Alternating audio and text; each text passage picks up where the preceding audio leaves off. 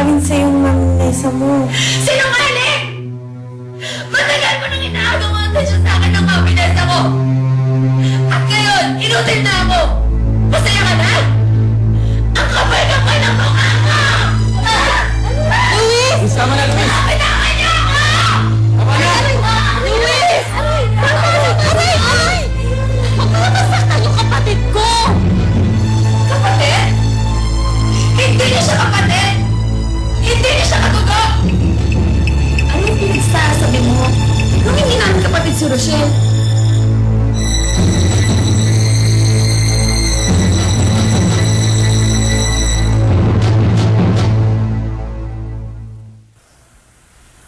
Father, sabi niya, wala na daw pag-asang gumaling si Michael. Pero nagtitiwala pa rin po ako na pagkagalingin niyo po siya. Kayo po ang pinakamagaling na doktor sa lahat. At alam ko hindi niyo po siya ibabayaan. Yun din po ang wish ko para sa kapatid ko. Sana gumaling na siya. Sana isang araw matahimik na kami mag-iina. Sana din po hindi na mag-alit si Danica sa akin tsaka si Inay. Siguro po sinusubukan niyo lang po ako. Pero ano man po mangyari, sa inyo pa rin po akong humihingi ng lakas. Sana po, walang pasang-pulaan dito.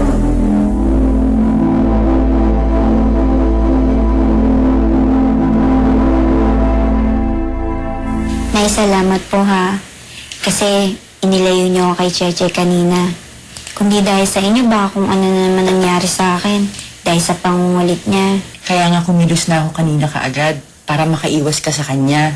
At sa pagkakataong ito, anak, ikaw ang dapat kong kampihan. Alam kong ikaw ang nasa tama.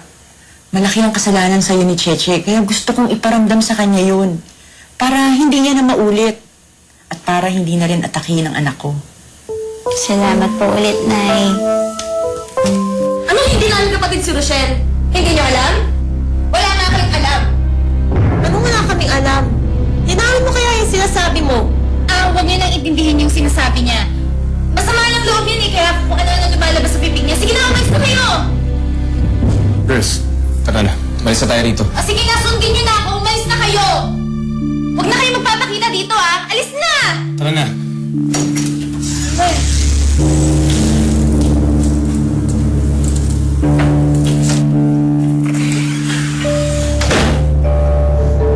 Bakit mo ako pinigilan? Bakit hindi mo kinayaan na isampal sa mukha ni Rochelle ang katotohanan? Hindi pa dapat! Sa ibang sitwasyon at sa ibang lugar dapat gawin yon.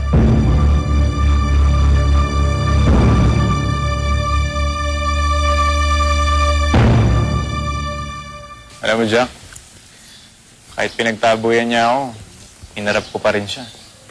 Diretso kong sinabi na masaya ako dahil nakaligtas siya sa aksidente. At kung napahamak siya, hindi ko alam yung gagawin ko. Medyo okay. Okay na rin yung ginawa mo. Oo, at least na-explain ko yung side ko sa kanya, di ba? Tsaka alam mo, Jack, napuna ko. Sobra siyang naapektuhan doon sa sinabi ko. Bakit mo naman sabi yan? Kasi natahimik siya eh. Parang alam mo yun, napipi, sobrang nabigla. Hanggang sa pag-alis ko, wala ibang narinig sa kanya. Hindi siya nagsalita. Panimula pa lang yan, Jack. Sa susunod, mas matindi yung bibitiw ako sa kanya. Good. Yan yung fighting spirit, ganyan nga. Kung gusto mong magkaayos kayong dalawa, huwag mong tigilan sa panunuyo. O, Jack, totoo yan. Hindi talaga ako titigil sa panunuyo hanggat hindi ko ulit siya napapaamo. Jack, alam mo, papatunayan kong mahal na mahal ko siya. Patutunayan kong mali yung iniisip niyang niloloko ko siya, Jack. Mali yun. Tama. Tsaka pare, sa susunod naman na kakausapin mo siya.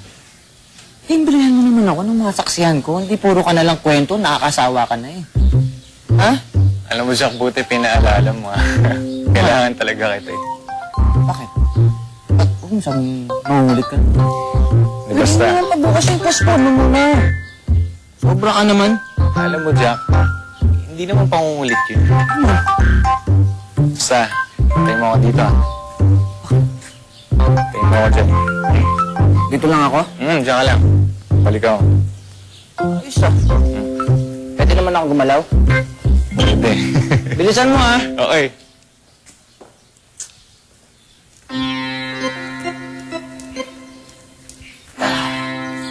Bilisan mo! Review muna.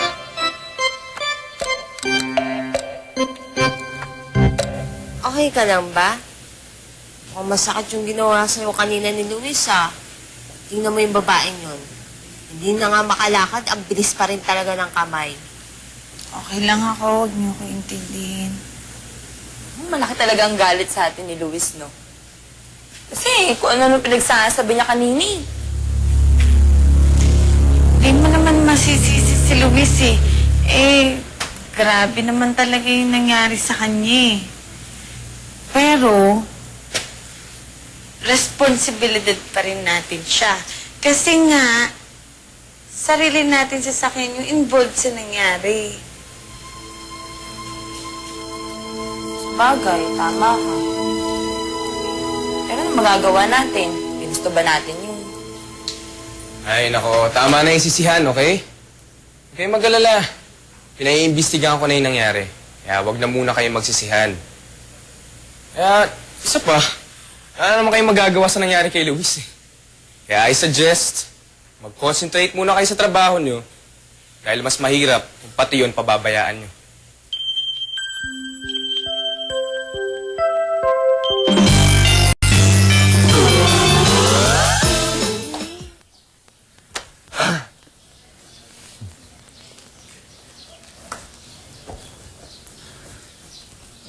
Bihira ka naman, Miguel. Tagal mo.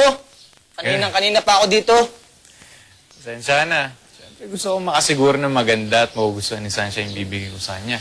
Kaya, Huwag mo na itago. Ayan na, kitang-kita naman nung nakalawit pa. ganda, di ba? Ganda. Pero bulaklak pa rin eh. Siyempre. Saan ka ba makakita ng ganito ka-special na bulaklak? Diba? Sabagay, kahit sino namang pagbigyan yan, talagang matutuwa at laki pa. Tama. At nakikita ko na. Sigurado, matutuwa siya kapag natanggap niya na to. Sigurado, ang laki ng smile niya. Wow! Pwede. Eh, anong koneksyon ko dyan? Connection, edi, ikaw ang magbibigay nito sa kanya. Lang yan, Miguel. Ang tagal ko naghintay dito, delivery boy lang pala ako. Bakit ayaw mo? Hindi, pwede ba naman kitang tanggihan? Kaibigan kita. Gusto mo, i-deliver ko na yan eh. Okay, sige, mas maganda. Oh. Jack, salamat ah. Problema yun. Ano yan? Pas. Panggas eh, gel lang yung derm nila. May na lang pan soft drinks. Tigas mo? Sige, Sige na. deliver ko na. Taka na doon. Bahala. Sige, ingat ah. Kanina pa Oh, kita Grace. hinahanap. Bakit? Tumawag sa akin si IZ.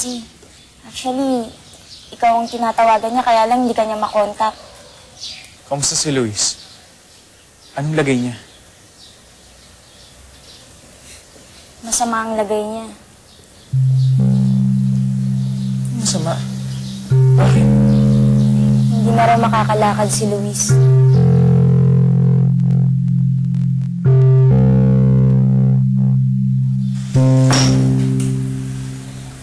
Luis? Nakausap ko ang doktor.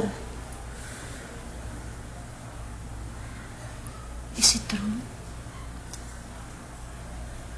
Totoo bang hindi mo maigalaw ang mga paa mo?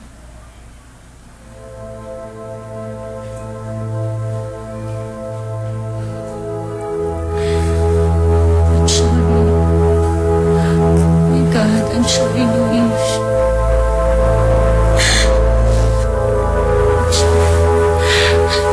Hayaan mo. Hahanap tayo ng doktor na magaling. Okay? And I promise you, makakalakad ka ulit. Hindi lang ako papayag na hindi na ako gumaling. Kaya gagawin ko rin ang lahat para lang makalakad ako ulit. Pero sa ngayon, gusto kong i-demanda ang mga tao may gawa sa akin ito. Anong ibig mo sabihin? Gusto kong ipakulong niya sila, Rochelle. Gusto kong pagbayaran nila nangyari sa akin. Luis, walang kasalanan si Rochelle. Ang pagkakaalam ko, pare-pareho kayong nasaktan. Kaya hindi kayo magdedemanda? Hayaan nyo na lang na hindi nila mapanagot ang ito nangyari sa akin? Ganito na lang to? Luis, Huwag na kayo mag-explain kami nasa. Dahil alam ko, mas mahalaga pa rin sa inyo sa Rochelle kaysa sa akin.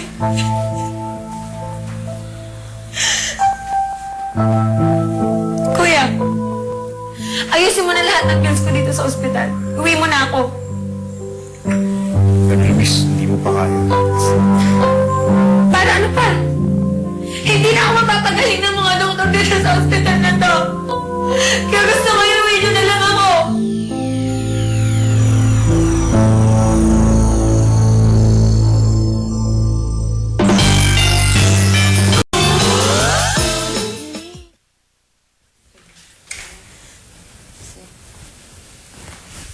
Aray, Sandali ah. Kayo ba talaga siguradong kaya nyo na? Kasi kung hindi, pwede ko sabihin sa kanila magbabaka tayo. Kesa naman lumabas kayo nang hindi kayo handa o may masakit sa inyo. hindi ayos lang ako. Sige na. Pahinga muna kayo. Baka mapersa pa kayo eh.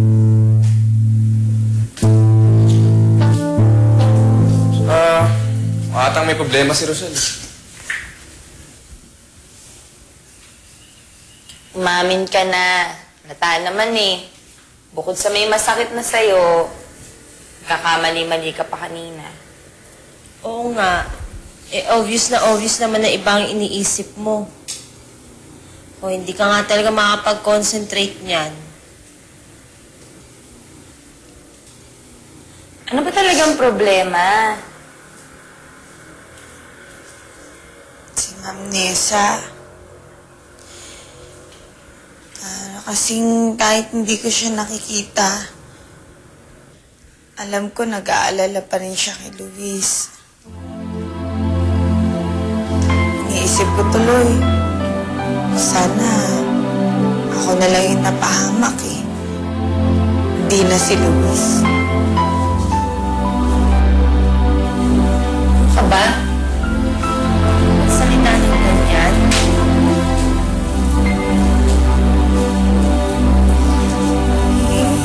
Nakukonsensya kasi ako eh. Kasi kahit naman wala naman tayong kinalaman sa nangyari, kahit balibalik-ta rin natin yun, sasakyan pa rin natin siya na aksidente. Hindi siya sumakay sa atin. Di sana hindi siya napahamak. Kung di siya napahamak, di sana hindi malungkot si Ma'am Nessa. Hindi siya nag-aalala.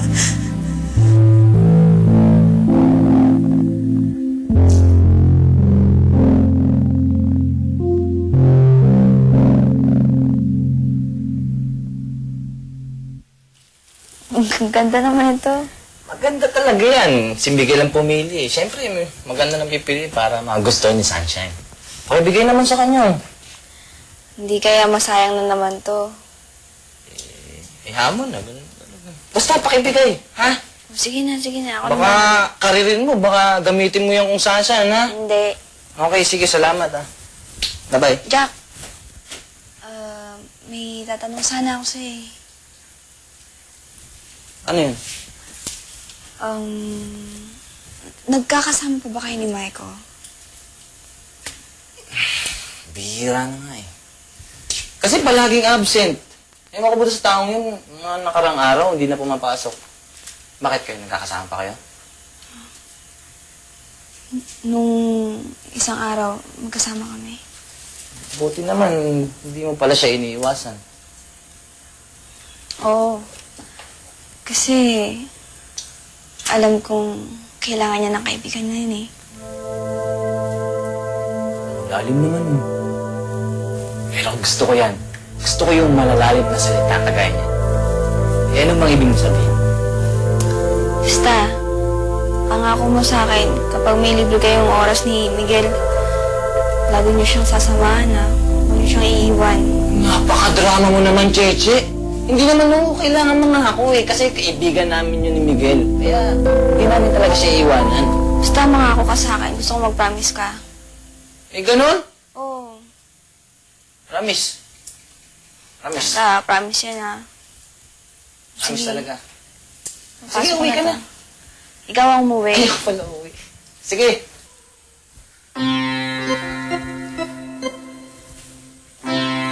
May masamang binabalak si Cheche. Sige na, Jack. Bye-bye na.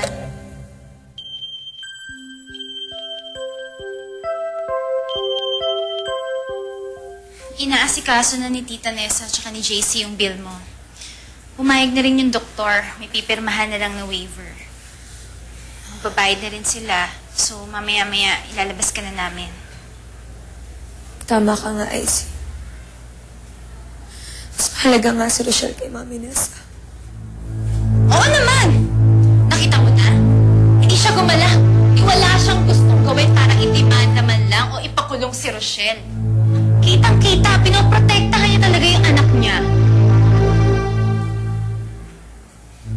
Gusto kong sirain si Rochelle at si Mami Nessa. Gusto kong gantihan sila. At alam ko kung paano.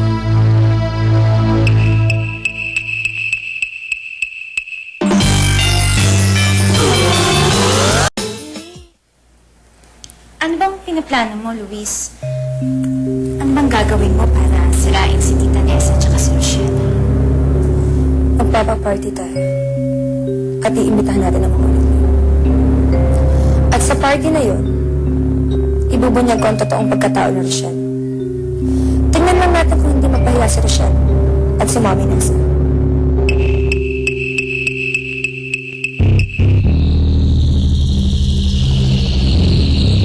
Tandaan nyo, live yung guessing nyo sa SOP. At maraming tao, kaya dapat galingan nyo para masundan pa tayo ng iba pang guestings. Oo nga, tsaka sana masalang kayo kagad kasi meron pa tayong commitments eh. May taping pa tayong pupuntahan afternoon. Aba, talagang gagalingan namin. Para naman kahit pa paano mapansin nila kami. Tsaka bibihira lang yata ang maimbitahan sa ganyang show.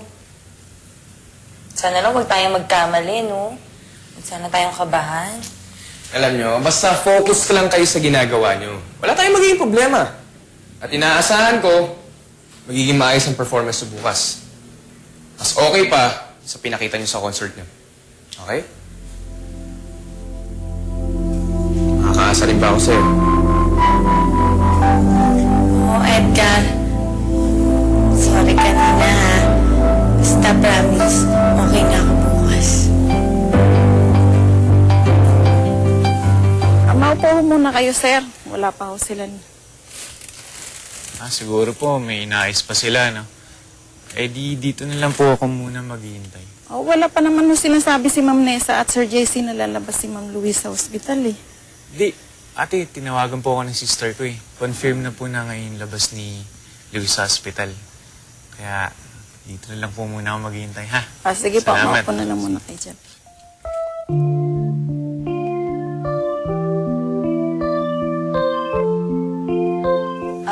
Para sa ito. Kanino daw galing to?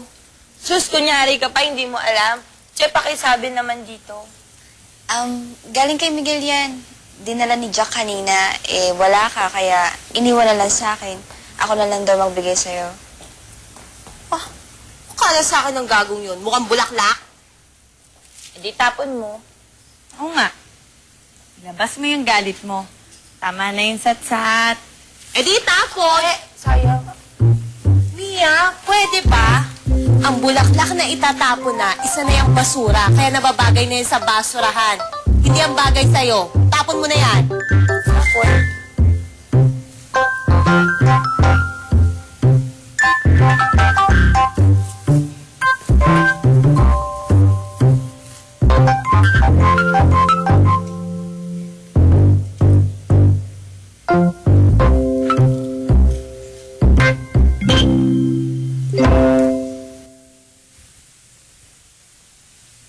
Miguel?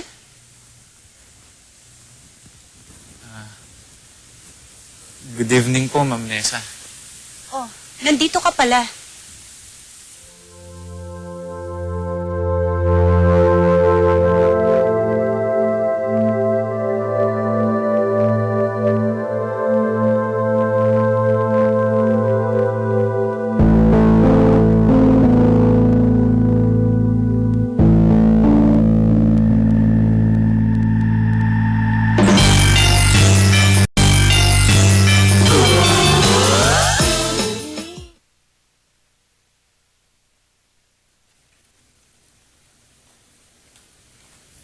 Uy, ang ganda ng bulaklak oh. Sayang naman.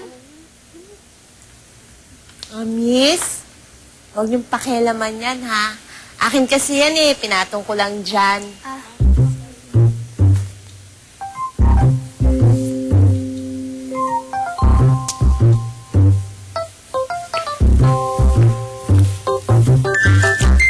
Yan. Oo, nadumihan ka tuloy. Masira. Kunwari ka pa. Pupulutin mo din pala.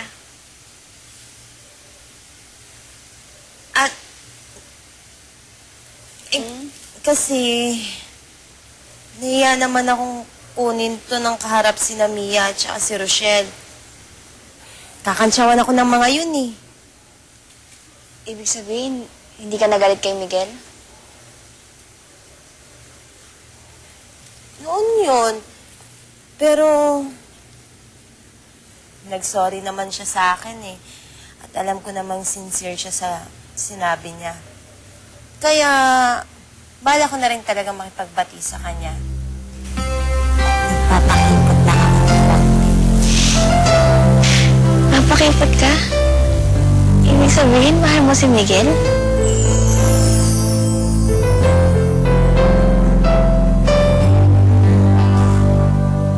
Mahal ko na siya, Che. At pakiramdam ko, nandito na siya sa puso ko. Hindi na nga siya mawala sa isipan ko.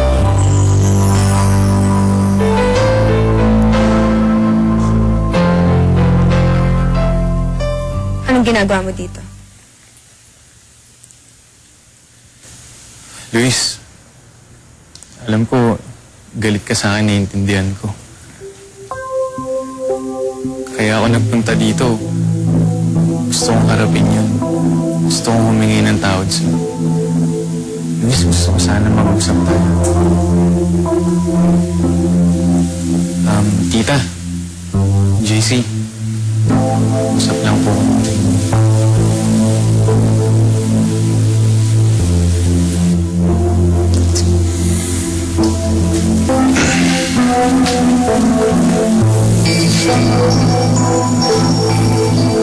Gina.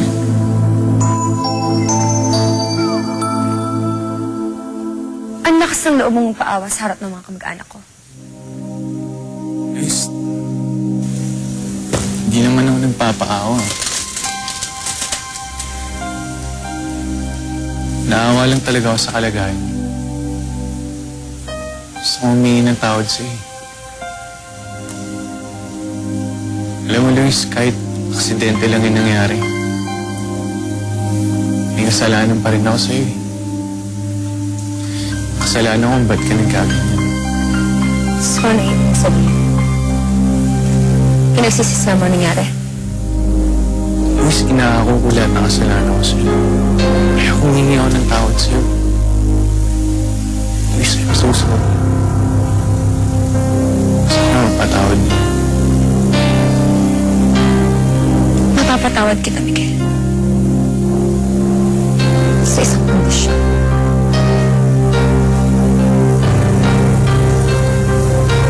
mo. Mahal mo ko. Yun lang ang hihingin ko sa'yo.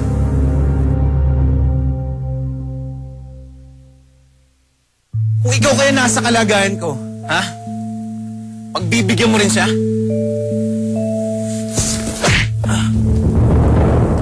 Hi, girls. Pwede ko ba kayong maistorbo? Gusto lang namin ng peace. Yun kasi ang unang-unang hiniling ni Luis nung malaman niya yung kalagayan niya eh. Ang gusto ko muna sa ngayon, pumunta ka sa party ko. Gusto ko kasi naman kayo. Party? Anong party? Eto nga eh, yung pinabibigay siya sa inyo. Ayan. Invitation yan. Magpapaparty kasi siya eh. Gusto niya umatan kayo para yun sa pagaling niya.